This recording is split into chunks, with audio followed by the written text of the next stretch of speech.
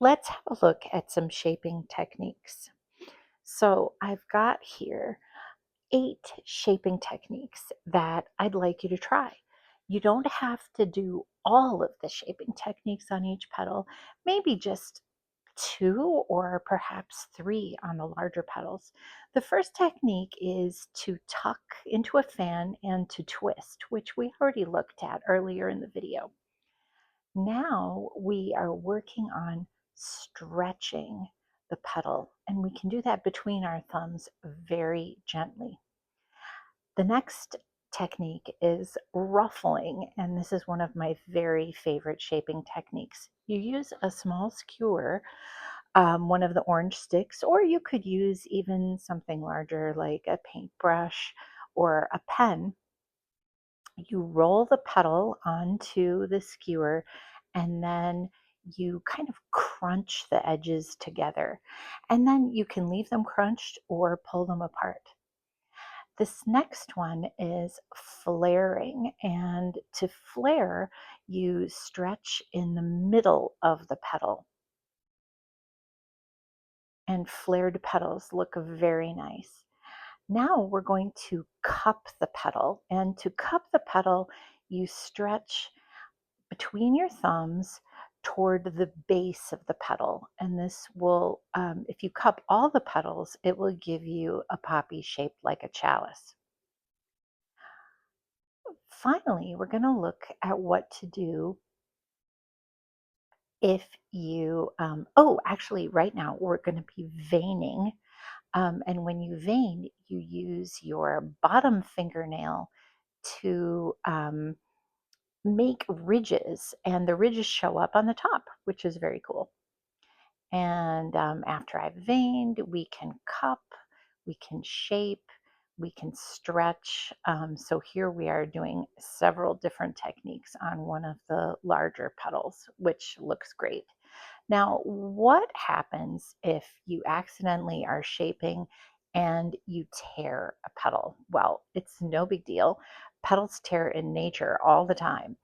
And what I'd like you to do is um, give yourself almost an extra petal by making a deep V cut around both edges of the tear. And then you can continue with your petal just as normal. You can shape your little extra bonus petal and you can shape the rest of your petal. I actually really like the bonus petals. I think they look terrific. I'm going to give you an example of one more. Here's what might happen if you accidentally tear your one of your smaller petals, and you can um, cut yourself a V with rounded edges, and then you'll just shape those. Now, I don't know if you noticed, but I had to work pretty hard in order to tear those petals. Doublet is very durable, and I don't think that you will be accidentally tearing your petals. But in case you do, it's no big deal. You might also enjoy having some extra bonus petals anyway. So here are some 8 methods. And now I'm going to just randomly go through some of my other petals, doing those various 8 shaping methods to show you how you can combine them on petals. This is at 5 times the speed. It's pretty fast.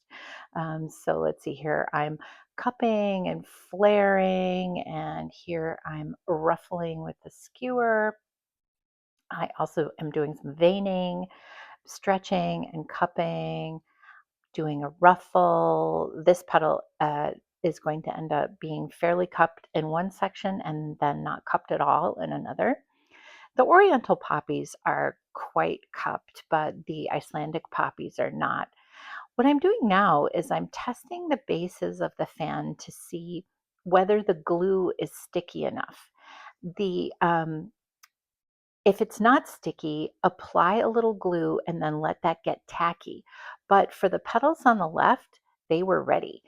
The first 2 small petals are going to go on, if you imagine a clock face, the spots for 12 and 6. So here I am deciding which bit of the center will be 12, and then I'm putting one petal on, and then I'm putting the other petal directly opposite at 6. It doesn't really matter which section of the center you use as 12 or 6. It's all going to look just fine anyway.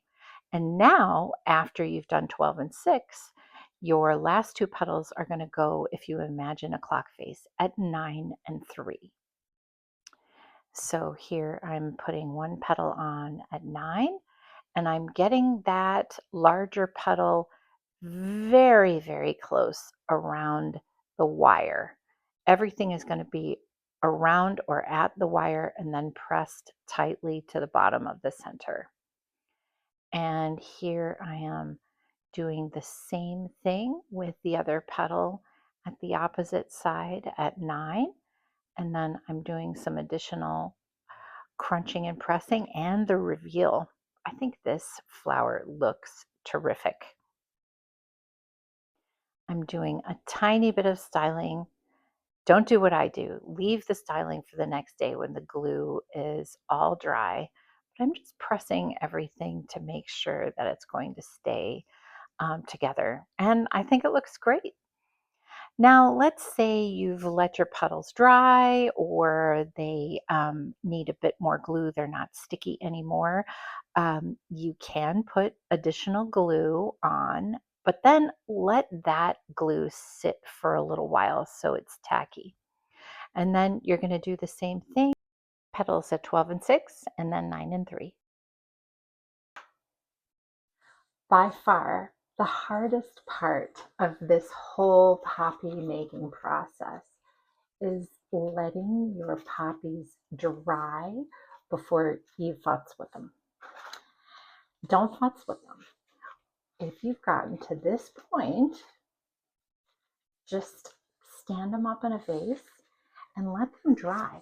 Here, have a look.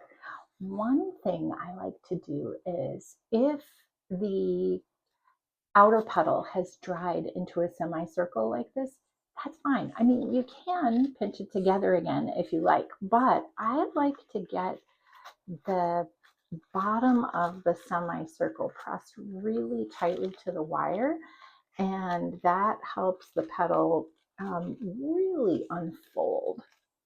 You may be wondering, so here we've got that, it looks like this. So the petal's not tightly here, it's in fact sort of spread around the stem there. You may wonder why I choose to, here I'm doing the same thing with that. So you've got this semicircle at the bottom, and I am pinching that to the bottom.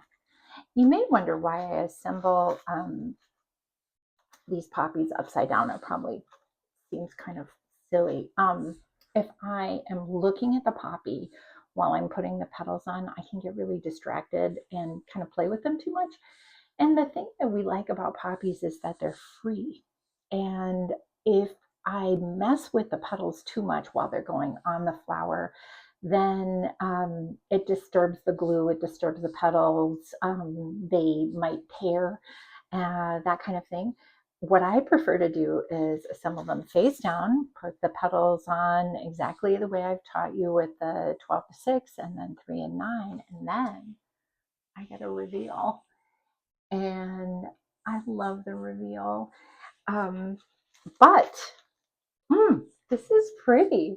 I think that this poppy might be done, but I'm not going to mess with it until tomorrow because we really want these petals to be stuck on here. And there is a lot of refining that we can do while we are shaping that I will show you in the next video. So please like and subscribe, but also have a look at your poppies. They're almost done. What a good job that you have done. I would love to see them. Oops. Please reach out to me on Instagram. I'm Kate's Velvet Acorn. And send me photos of your beautiful poppy bouquets. I can't wait to see them. All right. Have a great day.